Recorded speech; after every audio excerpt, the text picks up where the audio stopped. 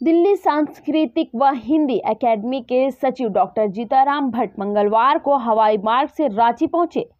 Doctor Bhatt बुधवार को हजारीबाग स्थित साढ़वा महादेव मठ में गुरुकुल के लिए भूमि पूजन करेंगे।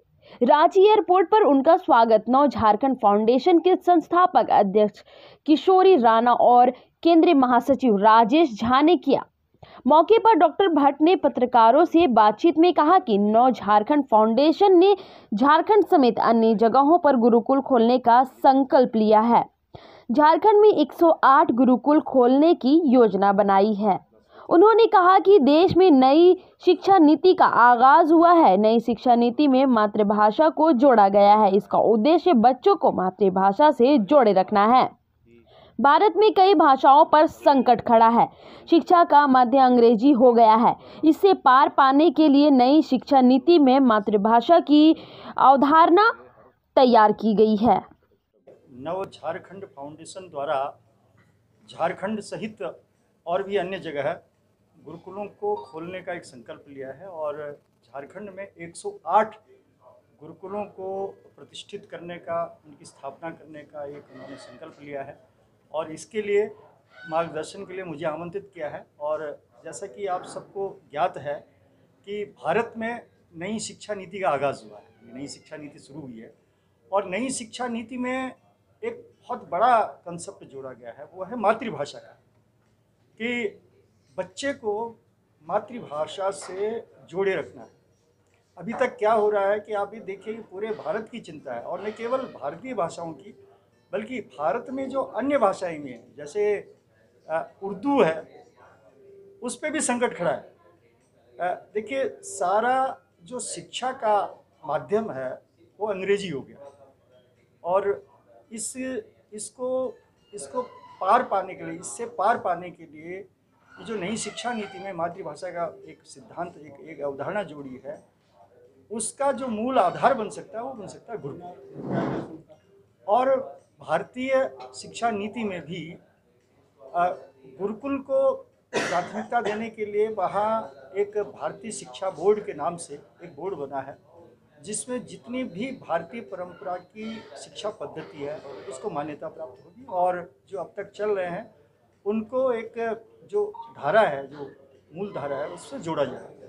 हम सब जानते हैं कि देखिए, मैकाले ने, जो हम सब जानते ही हैं कि वो उसका जो मकसद था शिक्षा का, 1835 की बात करते हैं कि उनका तो मकसद ही यही था कि एक ऐसे व्यक्ति तैयार करना है कि जो केवल अंग्रेजों और भारतीय समाज के बीच एक पुल का काम करे, एक केवल संवाद का काम करने वाले व्यक्ति तैयार हो, उनका कार्य करें और उनका संचार का काम करें।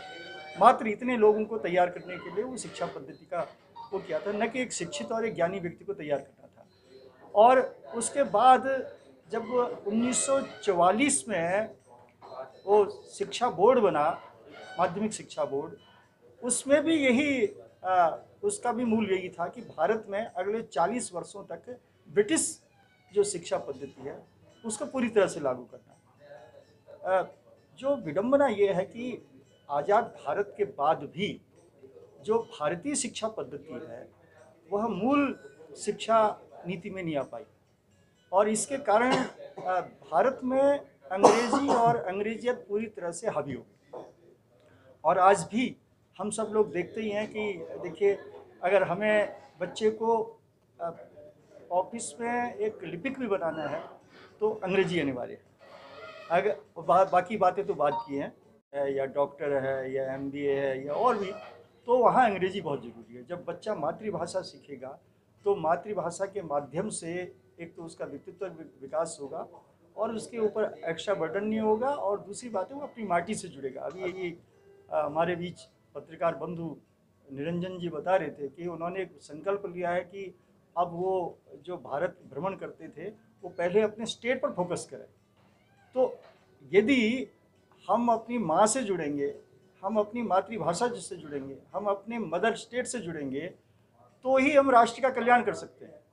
और आपको मैं बताऊं कि जैसे डॉक्टर बोलते हैं कि 6 महीने तक जो बच्चा माँ का दूध पीता है वो जीवन में उस पर रोग कभी उस पर अटैक नहीं करते और वो कभी अन्य जो द्वेष, जो कष्ट, जो संकट है उनका सामना करता है बड़ी वो मुस्तैदी से। उसी तरह से जो व्यक्ति मातृभाषा बोलता है, जो व्यक्ति मातृ राज्य से संपर्क में रहता है, जो व्यक्ति अपने जहाँ जन्मभूमि होती है उस माटी से के संपर्क में रहता है, उस व्यक्ति का जो उसके व्यक्ति के संस्कार होते हैं, उसका जो मनोबल होता है और उसकी जो वृत्ति होती है, वृत्ति का मतलब होता है कि जो उसके संस्कार होते हैं वो सकारात्मक होती है। वो कभी नेगेटिव बातें नहीं करेगा, कभी समाज को दूषित करने का प्रयास नहीं करेगा और वो हमेशा चाहे समाज हो, चाहे राज्य हो और चाहे राष्ट्र हो, उसकी उन्नति की बात करेगा। तो ये मूल अवधारणा है कि गुरुकुल में हम बच्चों को हमारे जो भारतीय शिक्षा पद्धति से जो विमुख हो गए हैं और आज केवल हम अंग्रेजी और अंग्रेजियत और ब्रिटिश पद्धति और आज और भी बाहरी विदेशी भाषाएं जो है वो सम्मिलित हो रही हैं, उनको ही पढ़ा करके चाहते हैं कि बच्चा शिक्षित हो जाता है। इस अवधारणा को तोड़ना है, इस मिथक को तोड़ना है और इसलिए गुरुकुल को बढ़ावा देना है। और मैं इस बात के लिए श्री किशोरी कार्तिक राणा जी का बहुत आभारी हूँ और कि उन्होंने ये संकल्प लिया है और महासचिव श्री राजेश झा जी जो नव झारखंड फाउंडेशन के माध्यम से 108 गुरुकुलों की स्थापना कर रहे हैं। वहीं झारखंड नव फाउंडेशन के संस्थापक अध्यक्ष किशोरी राणा ने कहा कि झारखंड में 108 गुरुकुल की संस्थापना की जाएगी। हजारीबाग से इसकी शुरुआत की जा रही है। आने वाले समय में झारखंड में कई गुरुकुल का निर्माण करेंगे।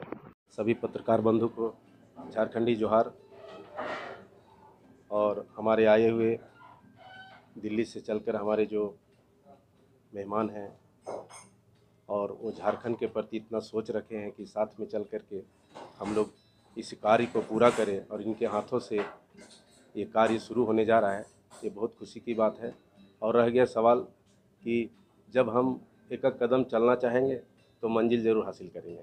आज मैं 1 से शुरू कर रहा हूँ तो 108 भी बन सकता है, इसलिए हम लोग अब से प्रयत्न चालू कर दिए हैं कि धीरे धीरे हर गांव में इसी तरह का एक छोटा छोटा गुरुकुल हो जिसमें बच्चे सनातन के बारे में जाने, अपने देश के बारे में जाने, अपने हित की बात करें और अपने मिट्टी से जुड़ा हुआ रहे।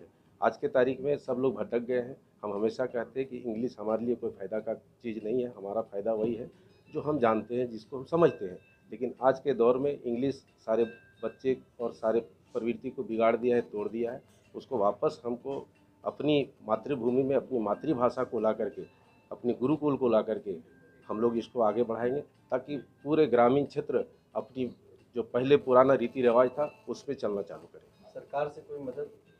अभी तो हम शुरू कर रहे हैं, उसके बाद इसका योजना बनेगा ज़रूर। अब ये हम जब पहल उठाएंगे तभी कुछ होगा। अभी पहल उठ गई है तो कोई भी मदद करेगा, इसमें कोई शक नहीं है।